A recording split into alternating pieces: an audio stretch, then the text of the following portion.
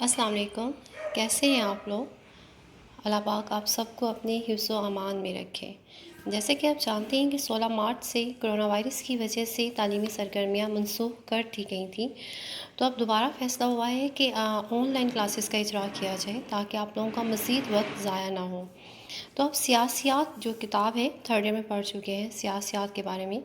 تو 4th year میں پڑھیں گے دساتیر کے بارے میں، مطلب کانسٹیٹیوشنز کے بارے میں۔ تو اس کتاب میں پڑھیں گے برطانوی آئین، امریکہ کا آئین، سوئٹزرلینڈ کا اور پاکستان کا۔ اب برطانوی آئین کیا ہے؟ اب اسے پڑھیں گے، برطانوی آئین کی نوعیت پڑھیں گے، اس کے ماخذ پڑھیں گے اور اس کی روایات کے بارے میں جانیں گے، اس کی نمایاں خصوصیات، اس کا ارتقاء کیسے ہوا، پھر اس کے بعد اس میں جو چارٹر ہے 1215 کا، اس کی کیا اہمیت ہے، پھر جو حقوق ہیں، قانون وراثت کے حقوق ہیں، ان سب کے بارے میں، برطانوی بادشاہت کے بارے میں، اس کا ارتقاء اور تاجدار کی حیثیت، اختیارات اور یہ بادشاہت اب تک کیوں قائم ہے، برطانوی کابینہ کے بارے میں، ارتقاء پر، اور اس کے بعد کابینہ کی ساخت کیسے ہوتی ہے، اس کے فرائض کیا ہیں، اس کے اختیارات کیا ہیں۔ اور نمبر 6 پہ پڑھیں گے برطانوی وزیر اعظم کے بارے میں، اس کی حیثیت، اس کے عہدے کا ارتقاء کیسے ہوتا ہے، اس کا انتخاب کیسے کیا جاتا ہے، جو کابینہ ہے اس کا چناؤ کیسے ہوتا ہے، پارلیمنٹ کے بارے میں، اس کی بالادستی کے بارے میں، اقتدار اعلیٰ، دارالعوام، اختیارات و فرائض، اسپیکر کے اختیارات کیا ہیں، حزبی اختلاف کے کیا ہے، پارلیمنٹ کا طریقہ کار کیا، برطانوی عدلیہ، ارتقاء، خصوصیات، قانون کی حاکمیت، ان سب کے بارے میں، سول سروسز کے بارے میں، برطانوی سیاسی جماعتیں، ان کی اہم جماعتیں کون سی ہیں، ان کے بارے میں، جو مقامی حکومت ہے ہم اس کے بارے میں پڑھیں گے۔ تو یہ برطانوی آئین۔ اب سب سے پہلے سوال ہوتا ہے کہ آئین کیا ہے، برطانوی آئین کی نوعیت کیا ہے۔ برطانوی آئین اپنی منفرد نوعیت رکھتا ہے، یہ ایک بالکل مختلف اور یکتا آئین ہے۔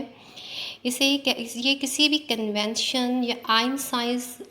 ساز اسمبلی کے بعد تخلیق نہیں کیا اور نہ ہی اسے کسی آمر نے بنایا ہے۔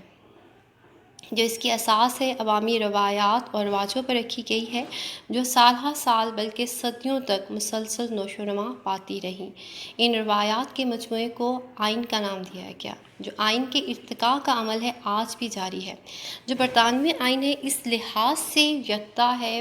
یا منفرد ہے کہ یہ ایسا آئین ہے جو کہ تحریری طور پر موجود نہیں ہے بلکہ زبانی طور پر تخلیق کیا گیا۔ اس کے کچھ حصے تحریری طور پر بھی موجود ہیں، جیسے کہ اس میں عظیم چارٹر ہے 1215 پڑھیں گے، آپ پڑھ چکے ہیں اس کے بارے میں 3rd ایئر میں۔ آپ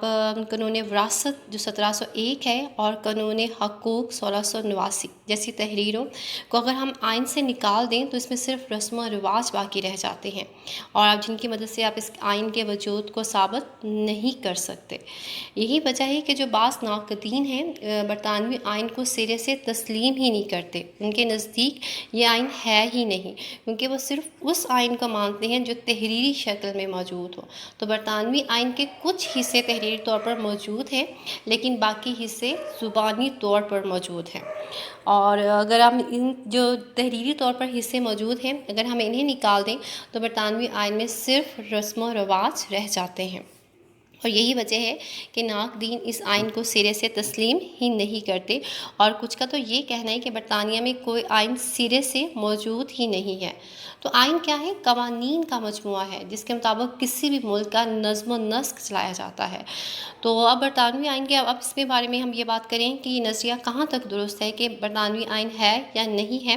تو اسے ہم سب سے پہلے ہم یہ دیکھیں گے کہ جو برطانیہ کا جو نظام ہے، حکومت کا نظام ہے، وہ طے شدہ اصول، اب جو انہوں نے اصول قائم کیے ہوئے، اصول بنائے ہوئے ہیں، اس کے مطابق وہ اپنے ملک کے نظم و نسق کو چلا رہے ہیں۔ تو برطانیہ میں ہمیں ٹھوس آئینی جو ادارے ہیں ان کا وجود ملتا ہے۔ تو یہ اس کے بعد ہم دیکھتے ہیں کہ پارلیمنٹ جو ہے ان کے پاس کابینہ ہے، عدلیہ ہے اور دیگر مضبوط ادارے ہیں جو اپنا کام صحیح طور پر کر رہے ہیں، اور اس کے بعد ان کے پاس رہنما اصول موجود ہیں اور وہ صدیوں سے ان پر عمل کر رہے ہیں۔ یہ سچ ہے، ہم اس بات سے انکار نہیں کر سکتے کہ یہ جو اصول ہے تحریری شکل میں بہت کم ہے، لیکن جن رواجوں اور روایات کی بنیاد پر یہ پروان چڑھے ہیں وہ بہت مضبوط اور جاندار ہیں۔ ٹھیک ہے، جب آپ ان اداروں کا نظام دیکھتے ہیں، کابینہ کیسے کام کر رہی ہے، پارلیمنٹ کیسے کام کر رہی ہے، عدلیہ کیسے کام کر رہی ہے، تو ان کے اصول تو آپ کو تحریری طور پر نہیں ملتے، لیکن اس کے باوجود ہم یہ دیکھتے ہیں کہ یہ بہت مضبوط ادارے ہیں۔ تو اس کے پیچھے کیا ہے، وہ روایات ان کے روایات ہیں، اور اس کے بعد ہیں جو کہ مضبوط ہیں۔ عوام جو ان کے ہیں یا پھر سیاستدان تو روایات کا احترام کرتے ہیں، اور اس کے بعد جب ان روایات کے مطابق ادارے قائم کیے جاتے ہیں تو ان کی کارکردگی جو ہے منظم انداز میں دیکھی جا سکتی ہے، اور جو عوام اور جو ملک کے عدلیہ ان روایات کو مکمل طور پر تسلیم کرتے ہیں۔ ان روایات کی بنیاد پر جو ادارے قائم کیے گئے ہیں، تو ظاہر ہے جو عوام ہے، سیاستدان ہے، سب ان روایات کو تسلیم کرتے ہیں، اور یہ غیر تحریری اصول و ضوابط ہیں جن کا کسی بھی دوسرے ملک کے تحریری دستور سے زیادہ احترام کیا جاتا ہے۔ دیکھیں کہ یہ جو مطلب ان کے پاس جو بھی اصول و ضوابط ہیں وہ غیر تحریری ہیں، تو کسی بھی ملک کا جو تحریری آئین ہے وہ اس کے مقابلے میں برطانیہ میں ان کا زیادہ احترام کیا جاتا ہے، اور اس کے بعد برطانوی جو نظام ہے ٹھوس ہے اور غیر تحریری ہونے کے باوجود ہم یہ کہہ سکتے ہیں کہ برطانیہ کا جو آئین ہے اسے صدیوں کی کوشش کے بعد جنم دیا گیا ہے، اور یہ ایک مکمل آئین ہے۔ آپ اس آئین کی اہمیت سے انکار نہیں کر سکتے۔ الغرض ہم یہ کہہ سکتے ہیں کہ برطانوی آئین ایک ایسا آئین ہے جو کہ تحریری نہیں ہے، اس کے کچھ حصے تحریری طور پر موجود ہیں، اس کی بنیاد روایات پر رکھی گئی ہے، اور لوگ ان روایات کا احترام کرتے ہیں، اور پارلیمنٹ، کابینہ، عدلیہ اور عوام ہو یا سیاستدان، ان اداروں کے جو لوگ ہیں وہ مکمل طور پر اپنے کام صحیح طور پر سر انجام دے رہے ہیں، اور ہم یہ کہہ سکتے ہیں کہ کسی بھی ملک میں جو تحریری آئین ہے اس کے مقابلے میں اس کا زیادہ احترام ہوتا ہے۔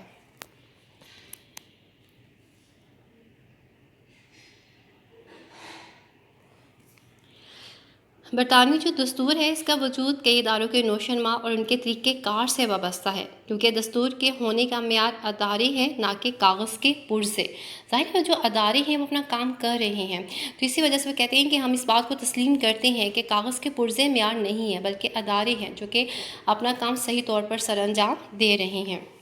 تو برطانوی آئین جو ہے یہ ایک بالکل مختلف اور یکتا آئین ہے،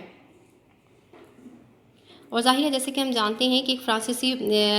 جو فلسفہ دان ہے اس کا کہنا ہے کہ ہر قوم اپنی الگ خصوصیات رکھتی ہے، اس کا اپنا مزاج، کردار اور انداز ہوتا ہے، اور اسی کے مطابق اسی کے جو کردار، مزاج، انداز، خصوصیات سے عبارت ہوتے ہیں۔ سیاسی زندگی پر بھی قومی کردار کا اثر ہوتا ہے۔ برطانوی جو آئینی نظام ہے اگر دیکھا جائے تو بالکل یہ رائے بالکل صحیح معلوم ہوتی ہے۔ جو برطانیہ کے عوام ہیں ان کے کردار اور مزاج کی بہترین عکاسی ان کے غیر تحریری آئین سے ہوتی ہے۔ برطانوی قوم نے جو اپنے آئینی اداروں کو تشکیل دیتے ہوئے بڑے دلچسپ انداز اپنائے ہیں، اور اس کے بعد کسی بھی نسل نے یہ مناسب نہیں سمجھا کہ وہ برطانوی بادشاہت کو ختم کر دے۔ برطانوی عوام کو اپنی قدیم اداروں اور روایات سے پیار ہے، اور اس کا اظہار ان کے اداروں کے قیام سے ہوتا ہے، اور آج تک ان کے ہاں یہی وجہ ہے کہ بادشاہت قائم ہے۔ تو وہی بات بار بار وہ کہہ رہے ہیں کہ جو برطانوی آئین ہے اس کی بنیادی طور پر کیا بات ہے کہ وہ اپنے آئین سے محبت کرتے ہیں، ان کا جو ان کا آئین ہے غیر تحریری ہے، لیکن روایات پہ قائم کیا گیا ہے، اور وہ روایات کا احترام کرتے ہیں۔ تو اسی طرح اپنی اس کی برطانوی آئین کی نوعیت ہے، اور یہ مسلسل ارتقاء کا نتیجہ ہے۔ برطانوی قوم کی کئی نسلوں نے اسے سنوارا ہے، اور اس کے بعد جو ادارے ہیں کسی وقتی سوچ کی پیداوار نہیں ہیں، کہ ایسا نہیں کہ خود بخود بنتے چلے گئے ہیں، ان میں ضرورت کے اور تقاضے سے حالات کا تقاضا ہے، ضرورت کا تقاضا ہے، تو ان میں تبدیلیاں کی گئی ہیں، اور آئین کی تدوین کا کام بھی جاری ہے، اور اس کے بعد ان کی قومی ضرورتوں کے مطابق کام ہو رہا ہے۔ اور یہ برطانوی جو آئین ہے برطانوی قوم کے کردار کا مظہر ہے، اور یہ بالکل منفرد ہے، اور اس کے بعد ضروری نہیں کہ جو آئین برطانیہ نے اتنی کامیابی سے چلایا ہے کہ دوسری قوم بھی چلا سکے۔ ظاہر ہے اگر آپ نے اسے چلانا ہے اتنے ہی منظم انداز میں، تو آپ کو برطانوی لوگوں جیسی جو روایات کا احترام کرتے ہیں تو آپ کے اندر بھی وہ ایسی قوم ہونی چاہیے جو روایات کا اس قدر احترام کرتی ہو۔ برطانوی آئین کا جو ارتقاء ہے 13ویں صدی میں شروع ہوا تھا، اور آج تک اس کی اور برطانوی آئین برطانیہ کی سرزمین سے ہی پھوٹا ہے، اور اس میں کسی بھی انہوں نے اس آئین کو بنانے کے لیے کسی بھی بیرونی مدد کا سہارا نہیں لیا یا نظریے کا سہارا نہیں لیا، اور یہ غیر تحریری روایات کی بنیاد پر قائم ہونے والا ایک ایسا آئین ہے جو مسلسل ارتقائی عمل کے بعد وجود میں آیا ہے اور جو مکمل طور پر برطانوی ہے۔ اور اس کے بعد اس آئین میں آپ دیکھیں گے بالواسطہ یا بلا واسطہ ریاست میں اقتدار اعلیٰ کے اختیارات کا تعین کرتے ہیں اور اس کے باہم تعلقات کی وضاحت کرتے ہیں۔ ایک سابق برطانوی وزیر اعظم نے یہ بات کہی تھی کہ کسی نے برطانوی دستور کی اصل دستاویزات نہیں دیکھی، لیکن جب بھی کسی کے حق آزادی کو خطرہ درپیش ہو تو دستور کے وجود کو محسوس کیا گیا، اور کہا جاتا ہے کہ برطانوی دستور موجود ہے لیکن کوئی بھی اس سے متعارف نہیں ہے، اس کو کسی